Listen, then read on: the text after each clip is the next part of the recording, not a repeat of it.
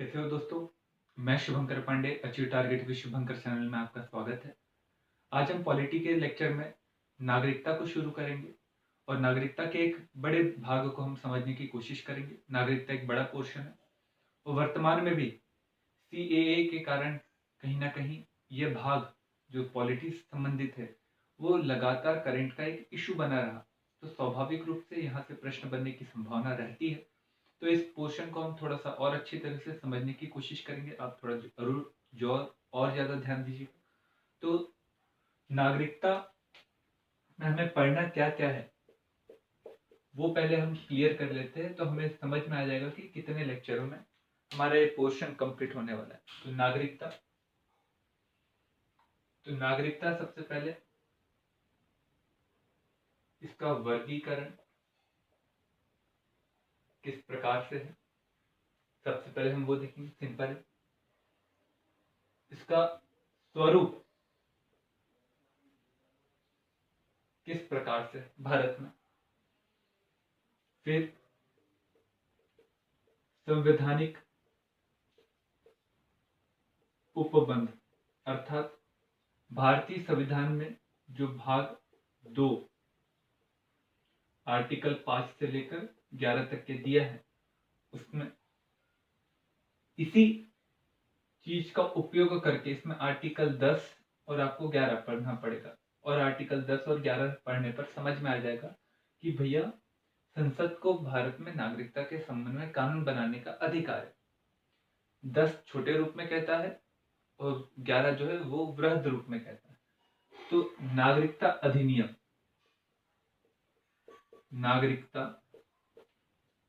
अधिनियम 1955 जो वर्तमान में जो इशू शुरू हुआ वो नागरिकता अधिनियम 1955 में संशोधन को लेकर है। उसी के बाद में ओसीआई कार्ड धारकों का भी मुद्दा कहीं ना कहीं इशू में है। वर्तमान में किस लिए इशू में था? क्योंकि एक याचिका दाखिल की गई आर्टिकल 21 जो हमारे भाग 3 का मौलिक अधिकार है, जीवन जीने का अधिकार, उसमें एक अधिकार है सूचना का अधिकार। कौन सा अधिकार? सूचना का अधिकार। और आर्टिकल 19 एक का क है अभिव्यक्ति का अधिकार, और अभिव्यक्ति की स्वतंत्रता बोलता है 19 एक का। और इसमें भी सूचना का अधिकार है, और सूचना का अधिकार मौलिक अधिकार है।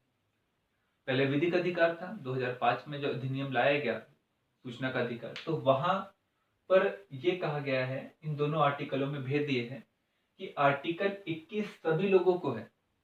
सभी लोगों को मतलब जो व्यक्ति भारत का नागरिक है उसके लिए तो है ही है, साथ में वो भी जो भारत का नागरिक नहीं है अर्थात विदेशी व्यक्ति उनको भी है। आर्टिकल जो 19 एक का मतलब जो आर्टिकल 19 में जितने अधिकार आते हैं वो केवल और केवल भारतीय नागरिकों के लिए आते हैं। और इसमें कहा गया है कि आर्टिकल 1 का में अभिव्यक्ति की आजादी है, सूचना प्राप्त करने की आजादी है, परंतु इसके ऊपर युक्त निर्बंधन लगाया जा सकता है। तो मतलब कोई भी व्यक्ति हर प्रकार की सूचना प्राप्त नहीं कर सकता। आर्टिकल 21 कहता है जीवन जीने का अधिकार, सूचना जरूरी है। तो ये विदेशी नागरिकों को अगर सूचना की प्राप्ति की बात करता है तो भैया कहीं ना कहीं आर्टिकल 21 का 19 के साथ में कॉन्ट्राडिक्शन हो जाता है। और आर्टिकल 21 को लेकर ही ओसीआई कार्ड धारक ने सुप्रीम कोर्ट में अर्जी दाखिल की और कहा कि आर्टिकल 21 के तहत सूचना प्राप्त करने का मेरा एक मौलिक अधिकार है, और मुझे ओसीआई कार्ड धारकों को कौन कौन सी बातें, कौन कौन सी चीजें हैं जो भारत में रहकर करनी चाहिए, वो उसके विषय में मुझे जानकारी चाहिए। तो भैया वहां से एक प्रश्न अभी कोर्ट में आया है, तो वहां पर थोड़ा सा ध्यान में रखिएगा।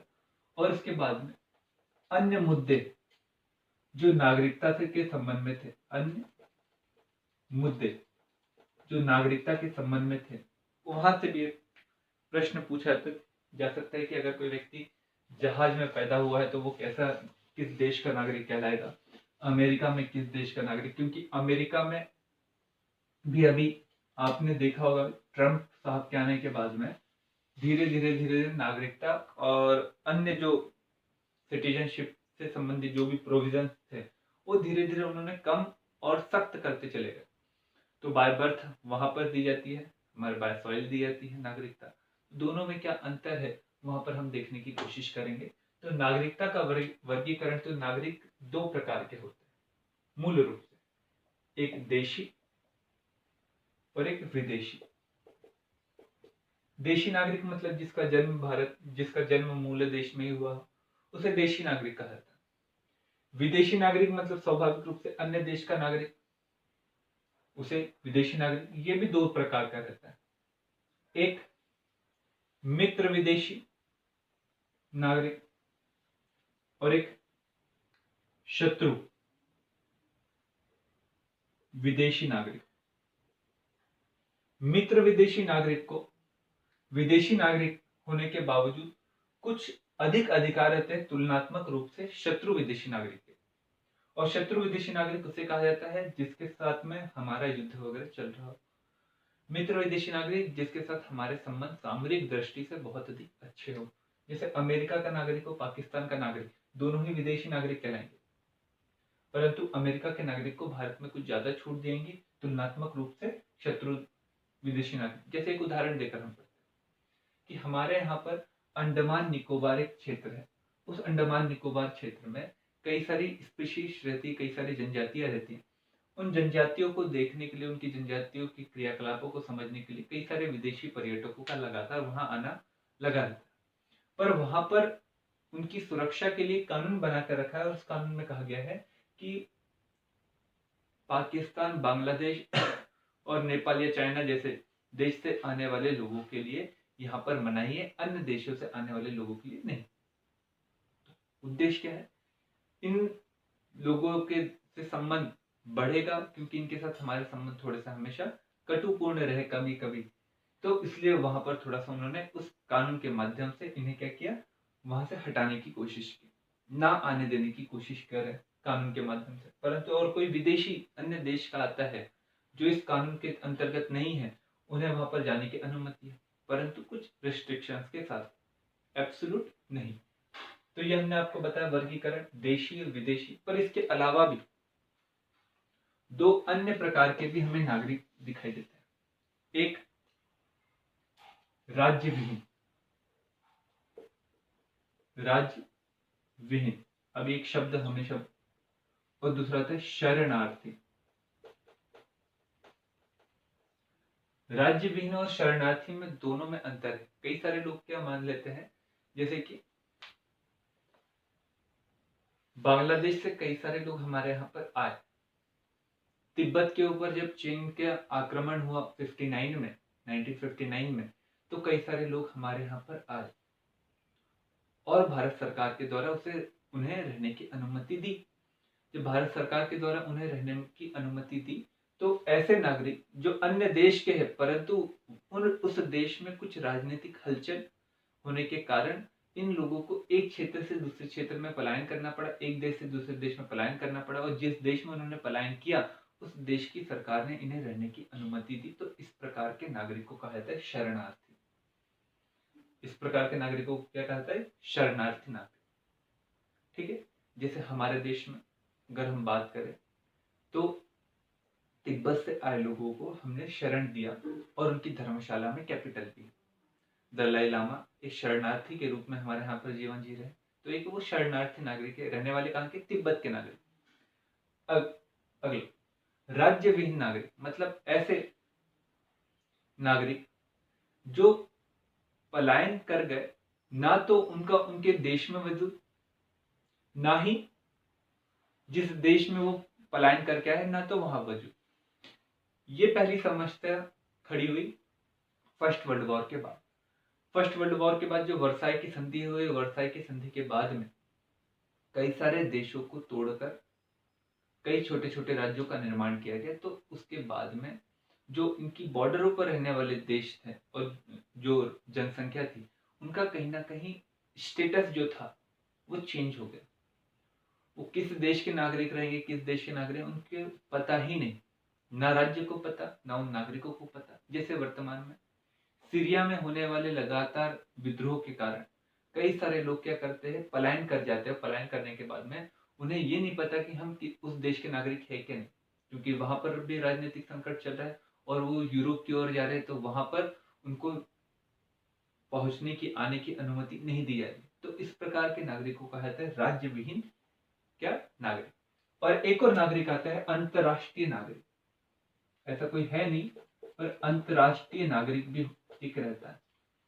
अंतरराष्ट्रीय नागरिक ऐसा कोई वसुधैव कुटुंबकम हमारे यहाँ पर है कि हम सभी जगह पर अंतरराष्ट्रीय नागरिक कहाँ पर कहलाता है? जैसे आप लोग एयरपोर्ट जाते हो, तो एयरपोर्ट जाने के बाद में आप पास इन करते हो, तो पास इन करने के बाद में जैसे आपने चेक इन कर अंदर पहुंचे, तो चेक इन करने के बाद में वो जो इंटरनेशनल एयरपोर्ट की टेरिटरी रहती है, क्षेत्र रहता है, वहां पर किसी देश का कानून नहीं लगता है, बल्कि इंटरनेशनल लॉ जो चलता है वहां पर चलता है।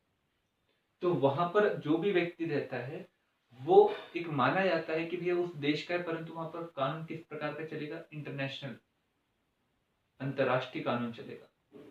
तो अंतरराष्ट्रीय कानून चलता है जहां पर, तो मतलब वहां पर रहने वाले जो नागरिक रहेंगे वो अंतरराष्ट्रीय नागरिक रहेंगे। तो ऐसा एक व्यक्ति था जिसने अपने आप को किसी देश का नागरिक ना कहकर अंतरराष्ट्रीय, विश्व का नागरिक घोषित करने की कोशिश की। तो उसने एयरपोर्ट पर ही रहना शुरू किया, और एयरपोर्ट पर जब रहना शुरू करा तो उसे अंतरराष्ट्रीय नागरिक का दर्जा तो नहीं मिला, परंतु कानूनी रूप से पेचीदगियां सामने आ गई।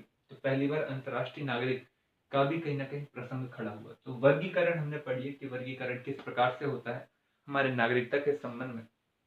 अब हम इस बात को भी देखने की कोशिश करते हैं कि भैया जो नागरिकता का स्वरूप है हमारे यहाँ पर, वो नागरिकता का स्वरूप कैसा है? और नागरिकता का स्वरूप अगर आपको क्लियर हो गया तो बहुत सारी बातें आपको यहाँ पर क्लियर होते चलेंगी। चलिए, हमारे यहाँ पर नागरिकता का स्वरूप में अगर हम बात करें तो एकल नागरिकता है, ठीक है, एकल नागरिकता। दूसरा, विधिक व्यक्ति नागरिक नहीं। एकल नागरिकता का मतलब दो रूपों में, एक तो हम संघात्मक है, दूसरा संघात्मक होने के कारण कई सारे देशों में, जैसे कि अमेरिका में, राज्य का भी व्यक्ति नागरिक कहलाता है और राष्ट्र का भी व्यक्ति नागरिक कहलाता है। पर भारत में ऐसा नहीं है। भारत में केवल राष्ट्र का नागरिक है, क्योंकि हम जो बहुत अधिक विविधता है उसमें भी एकता लाने की कोशिश कर रहे थे। अगर हम राज्य का भी नागरिक अगर कहीं ना कहीं घोषित करते तो क्षेत्रवाद पनपने की संभावना रहती और अलग राष्ट्र की बात धीरे धीरे आने की संभावना बनी रहती। इसलिए हमने क्या किया, संघात्मक होने के बावजूद हमने राष्ट्र की नागरिकता मतलब एकल नागरिकता के प्रोविजन को रखा। एकल नागरिकता का एक और रूप रहता है, ये कई सारे देश ऐसे रहते हैं जो ये प्रोविजन रखते हैं कि आप दूसरे देश के साथ में हमारे देश की नागरिकता को भी लेकर रखिए। जैसे कि इंग्लैंड वगैरह हो गया, इन देशों में आप अन्य देश की नागरिकता को लेकर रखो, जहां पर भी दोहरी विदेशी देश की नागरिकता का प्रोविजन हो। तो ऐसे में आप लोग दो देश की नागरिकता ले सकते हो। यहाँ पर राज्य के संबंध में था, वहां दो देशों के संबंध में आता। भारत में ऐसा भी कोई प्रोविजन नहीं है। मतलब आपने अगर किसी अन्य देश की नागरिकता ली तो आर्टिकल 19 जो 9 है, जो कॉन्स्टिट्यूशन में आर्टिकल 9 सीधे सीधे कहता है, और 1955 का जो नागरिकता अधिनियम है वो भी सीधे सीधे कहता है कि अगर किसी व्यक्ति के द्वारा जो भारत का नागरिक है अन्य देश की नागरिकता ग्रहण करता है तो उसी दिन उसकी नागरिकता वहीं से टर्मिनेट हो जाती है, समाप्त हो जाती है। तो हमारे यहाँ पर राज्य के रूप में, राष्ट्र के रूप में भी कोई दो नागरिकता नहीं, एकल नागरिकता है। देश के रूप में भी कैसी नागरिकता है? एकल नागरिकता। दूसरी बात, आर्टिकल आप पढ़ोगे आगे चलकर, आर्टिकल 13 और आर्टिकल 12। आर्टिकल 13 और 12 आते हैं मौलिक अधिकार के अंतर्गत, और मौलिक अधिकार नहीं है, पर इसमें आर्टिकल 12 में राज्य की परिभाषा के बारे में बताया गया।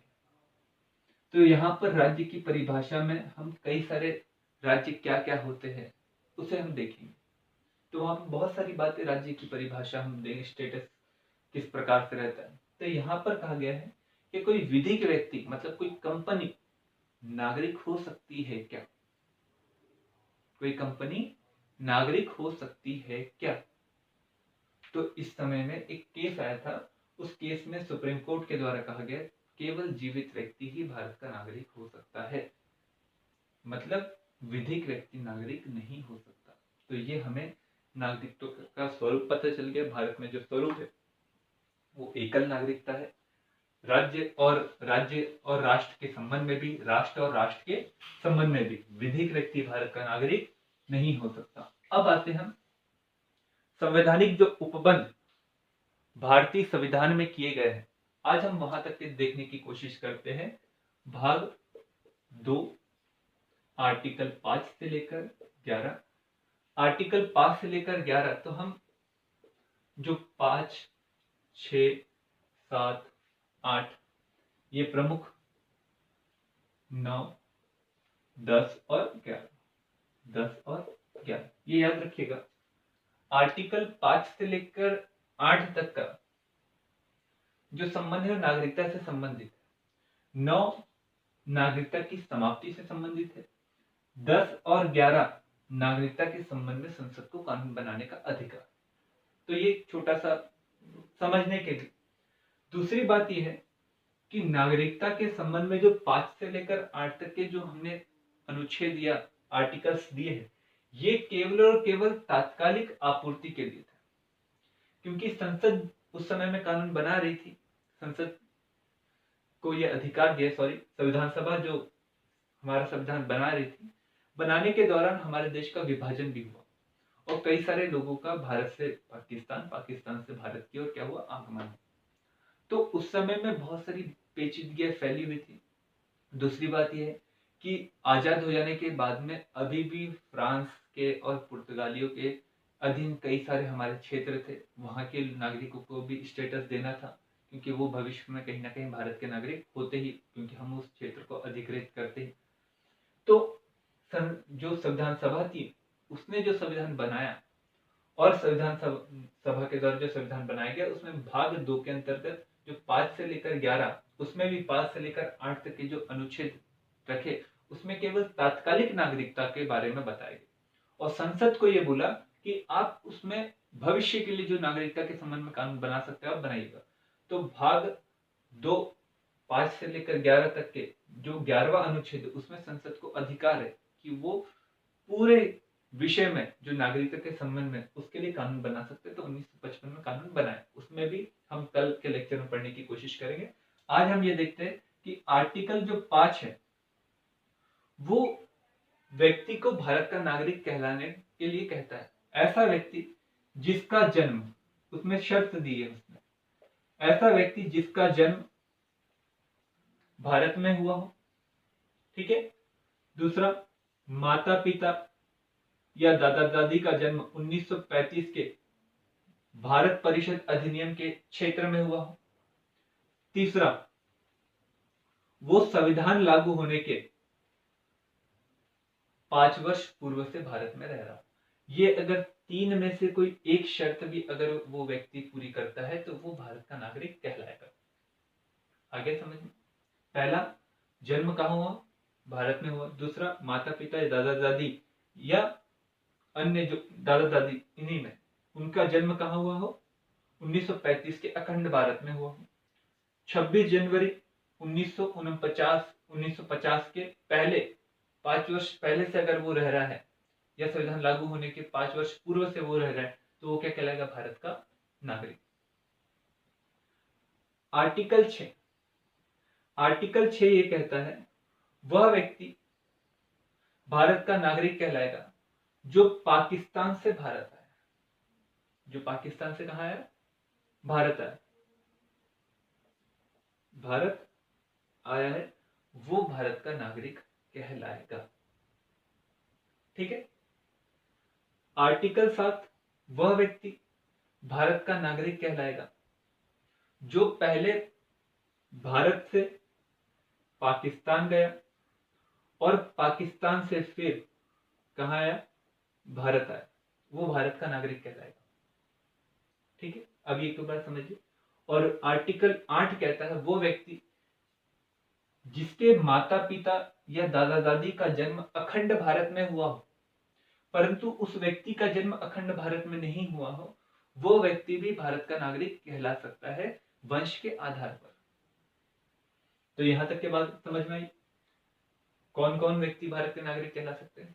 यहां पर एक डेट याद रखिएगा, 19 जुलाई 1948 के बाद अगर कोई व्यक्ति पाकिस्तान से भारत आया, आर्टिकल 6 में 19 जुलाई 1948 के बाद अगर कोई व्यक्ति भारत आया है पाकिस्तान से, तो वो भारत का नागरिक कहलाएगा, परंतु भारत का नागरिक कहलाने से पहले उसे 6 माह तक के भारत में रहना होगा और पंजीकरण कराना पड़ेगा उसे, और पंजीकरण के माध्यम से ही भारत की क्या प्राप्त कर सकता है वो बेटा, नागरिकता। ये डेट याद रखिएगा, 19 जुलाई 1948। आर्टिकल 7 में आप एक याद रखिएगा, मार्च 1947 के बाद जो व्यक्ति भारत से पाकिस्तान गया वो भारत का नागरिक नहीं कहलाएगा। इसके बाद जो गया वो भारत का नागरिक नहीं कहलाएगा।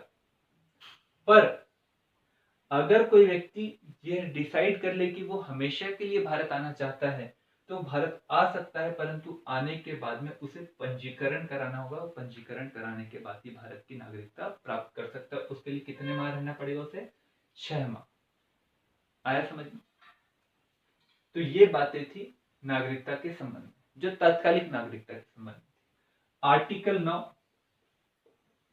नागरिकता की समाप्ति के बारे में बताता है। हम नागरिकता की समाप्ति के बारे में, कैसे नागरिकता की समाप्ति होती है, हम उसके विषय में 1955 के अधिनियम, भारत शासन अधिनियम, वहां पर हम पढ़ने की कोशिश करेंगे कि कोई व्यक्ति किसी अन्य देश की नागरिकता ग्रहण कर लेता है तो कैसे नागरिकता समाप्त होती है, कोई त्याग करता है तो कैसे नागरिकता समाप्त होती है, कैसे बर्खास्तगी के माध्यम से कैसे नागरिकता समाप्त होती है, तो हम यहाँ पर पढ़ेंगे। और एक और आपको उदाहरण बताएंगे। अभी तेलंगाना के एक सांसद थे या विधायक थे, उनके पास में विदेशी देश का पासपोर्ट दिखा, तो उस व्यक्ति की नागरिकता को समाप्त कर दिया गया और उसकी जो सीट थी, संवैधानिक सीट थी राज्य, तो उसे भी समाप्त किया गया। हम उसके ऊपर भी चर्चा करने की कोशिश करेंगे। आर्टिकल 10 और 11। आर्टिकल 10 संसद को यह अधिकार देता है कि वो 5, 6, 7, 8, 9 के संबंध में कानून बनाए। आर्टिकल 11 इससे वृहद रूप है, वो कहता है कि संसद को नागरिकता के संबंध में संपूर्ण कानून बनाने का क्या है बेटा, अधिकार है। संसद को नागरिकता के संबंध में संपूर्ण कानून बनाने का अधिकार है। तो मतलब राज्य के द्वारा, मतलब मध्य प्रदेश के द्वारा, बंगाल के द्वारा, तमिलनाडु के द्वारा, इनके द्वारा क्या नहीं बनाया जा सकता, कानून नहीं बनाया जा सकता। किस संबंध में, नागरिकता के संबंध में। यह अधिकार किसे, संसद को है। तो यहां तक क्या हमने आपको बताने की कोशिश की और समझाने की कोशिश की कि नागरिकता के संबंध में क्या है, परंतु नागरिकता के बारे में अभी और भी चीजें हमें प्राप्त करनी है, जानकारी एकत्रित करनी है। तो यहाँ तक के यदि आपको वीडियो समझ में आया हो तो जरूर से लाइक करिए, चैनल को सब्सक्राइब करिए, बेल आइकन दबाना ना भूलिए। साथ में कल के दिन आपका टेस्ट है ज्योग्राफी, जो मैपिंग का था, वर्ल्ड मैपिंग, उसका टेस्ट है, उसकी तैयारी करके रखिएगा ताकि आपकी मैपिंग जो है वो अच्छे से बन जाए। Thank you.